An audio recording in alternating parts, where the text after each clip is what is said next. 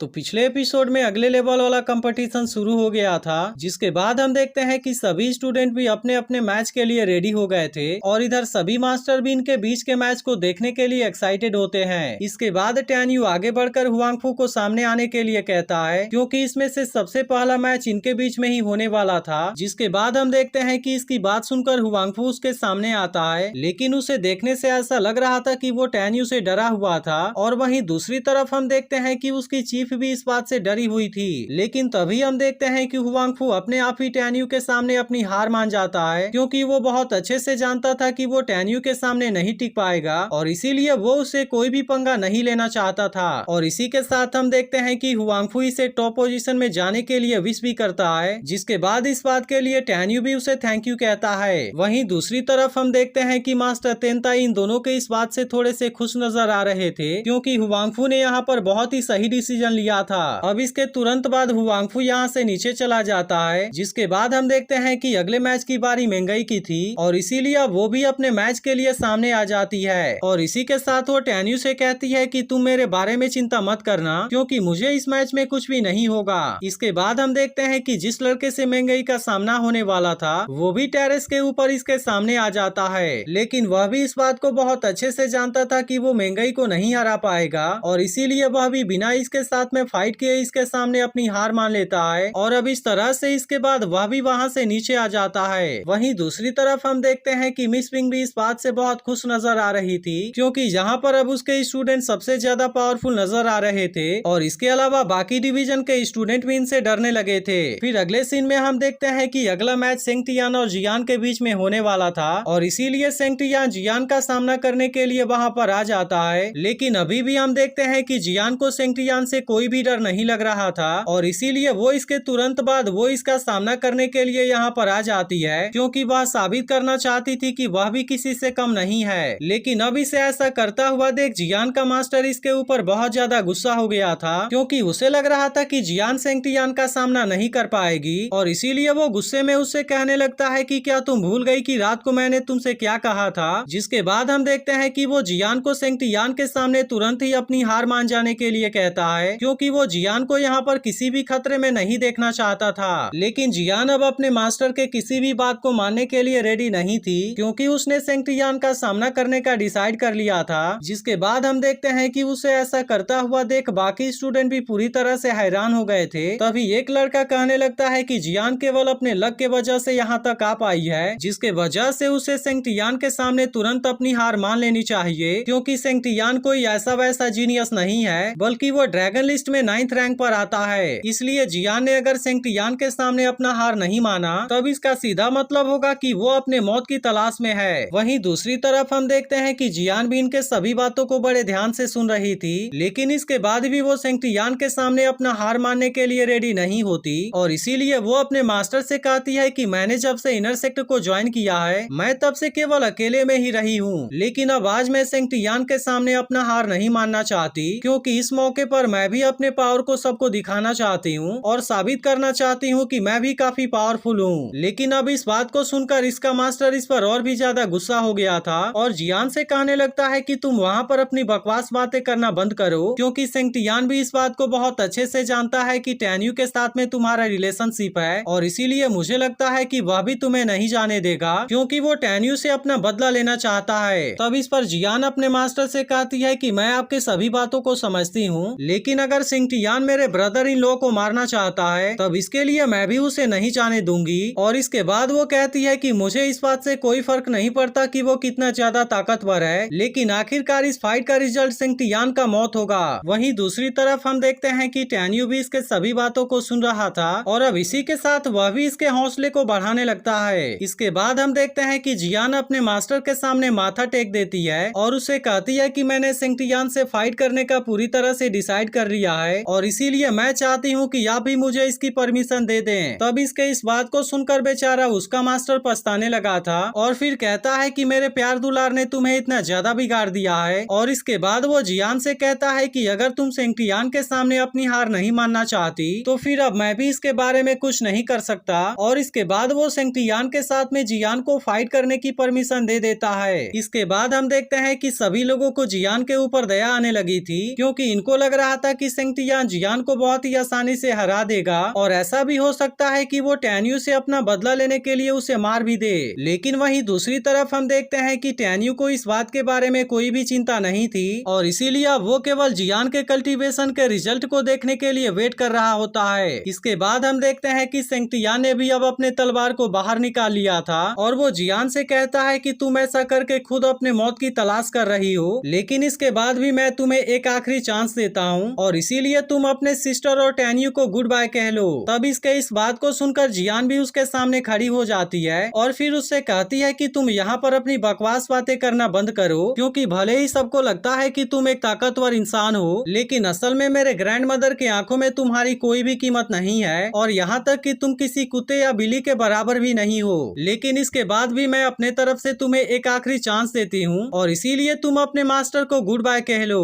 तब इसके ऐसे बातों को सुनकर सेंगटियान को भी इसके ऊपर गुस्सा आने लगा था और इसके बाद वो उसे कहता है कि मैं भी देखना चाहता हूँ कि क्या तुम्हें केवल बात करना ही आता है या फिर तुम्हारे अंदर कोई टैलेंट भी है। अब इतनी बात कहने के बाद वो अपने 9 scriptures of the shadow technique को एक्टिवेट कर लेता है, जिसके बाद हम देखते हैं कि यहाँ पर उसके बहुत सारे शैडो क्रिएट हो गए थे और अब इन्हीं का यूज करके सेंगटियान जियान के ऊपर अटैक करना चाहता था। लेकिन इसके बाद भी हम देखते हैं कि जियान के चेहरे पर डर का कोई निशान नहीं था और वो इसका सामना करने के लिए पूरी तरह से रेडी होती है। जिसके बाद हम देखते हैं कि सेंगटियान अपने सभी शैडो का यूज करने लगा था और अब इनके मदद से वो जियान को यहाँ पर चारों तरफ से घेर लेता है। तब यह देख जियान इसके इस टेक्निक का मजाक उड़ाने लगी थी और इसके बाद वो सेंगटियान से कहती है कि यह तो केवल 9 scriptures of the shadow technique है, लेकिन आखिर इसमें ऐसी कौन सी बड़ी बात है। जिसके बाद हम देखते हैं कि इसके ऐसे बात के वजह से कुछ स्टूडेंट इसके ऊपर गुस्सा होने लगे थे और कहने लगते हैं कि जियान को शायद अपने ऊपर कुछ ज्यादा ही घमंड हो चुका है। वहीं दूसरी तरफ हम देखते हैं कि सेंगटियान अपने सभी शैडो का यूज करके जियान के ऊपर अटैक करने के लिए चला गया था, लेकिन अब जियान को ऐसे कंडीशन में देख उसका मास्टर बहुत ही ज्यादा डर गया था और अब उसे ऐसा लगने लगा था कि जियान इसमें मारी जाएगी। लेकिन तभी हम देखते हैं कि जियान अचानक से इनके सामने से गायब हो जाती है और इसीलिए सेंगटियान अपने अटैक से उसे कुछ भी नहीं कर पाया था। जिसके बाद वो हैरान होते हुए कहता है कि ऐसा कैसे पॉसिबल है। जिसके बाद हम देखते हैं कि इस बात को सुनकर जियान का मास्टर भी पूरी तरह से हैरान हो गया था और अभी भी उसे यकीन नहीं हो रहा था कि जियान ने इसके अटैक से खुद को बचा लिया। जिसके बाद जियान सेंगटियान से कहती है कि आखिर ऐसा पॉसिबल क्यों नहीं है और अब इसी के साथ उसने यहाँ पर अपने किसी पावर का यूज करना शुरू कर दिया था, जिसके वजह से हम देखते हैं कि वो भी अपने बहुत सारे शैडो को बनाने लगी थी और ऐसा करके वो इनके मदद से सेंगटियान को चारों तरफ से घेरना शुरू कर देती है। लेकिन अब इसे ऐसा करता हुआ देख खुद मास्टर तेनताई भी पूरी तरह से हैरान हो गए थे, क्योंकि उनको भी इस टेक्निक के बारे में कुछ भी पता नहीं था। अब जियान के ऐसे पावर को देख बाकी स्टूडेंट भी काफी हैरान होने लगे थे। लेकिन तभी टैन्यू कहने लगता है कि जियान ने 5 सोल डिवाइन स्वॉर्ड को इस लेवल तक कल्टीवेट कर लिया है, जिसके वजह से अब सेंगटियान इसके सामने कुछ भी नहीं कर पाएगा और जियान के हाथों से आज उसकी मौत होनी पक्की है। इसके बाद हम देखते हैं कि जियान अपने 5 सोल फ्यूजन टेक्निक का यूज करने लगी थी, जिसके बाद यहाँ चारों तरफ बहुत सारे लाइट पिलर एक्टिवेट हो जाते हैं और अब इसे देख खुद सेंगटियान भी काफी हैरान हो गया था, क्योंकि जियान ने उसे और उसके शैडो को चारों तरफ से घेर लिया था। इसके बाद जियान इसके ऊपर लगातार अटैक करना भी शुरू कर देती है, जिसे देख सेंगटियान अपने चारों तरफ एक बैरियर क्रिएट कर लेता है और इस तरह से वह खुद को जियान के हर एक अटैक से बचाने लगा था। जिसके बाद हम देखते हैं कि सेंगटियान आखिरकार अपने 9 scriptures of the shadow technique को वापस कर लेता है और अब इस तरह से वो जियान के ऊपर अटैक करने के लिए भी चला गया था। लेकिन असल में जियान भी अब बहुत ज्यादा टैलेंटेड हो गई थी और इसीलिए वो इसके हर एक अटैक से खुद को बहुत ही आसानी से बचा लेती है और इसी के साथ अचानक से वह इसके ऊपर अटैक करके इसके एक हाथ को भी काट देती है, जिसके वजह से अब वो जियान के सामने बहुत ही ज्यादा कमजोर हो गया था और जियान अपने सभी शैडो के मदद से इसे चारों तरफ से घेर लेती है। इसलिए सेंगटियान अब खुद को बचाने के लिए यहाँ पर कुछ भी नहीं कर पाता और तभी अचानक से जियान अपने तलवार का यूज करके इसके ऊपर अटैक कर देती है। इसके बाद एपिसोड यहीं पर एंड हो जाता है। लेकिन अगर आपने इसके पिछले एपिसोड को मिस कर दिया हो तो लेफ्ट वाली वीडियो भी जरूर देख लेना और एक्सप्लेनेशन अच्छी लगी हो तो वीडियो को लाइक जरूर कर देना।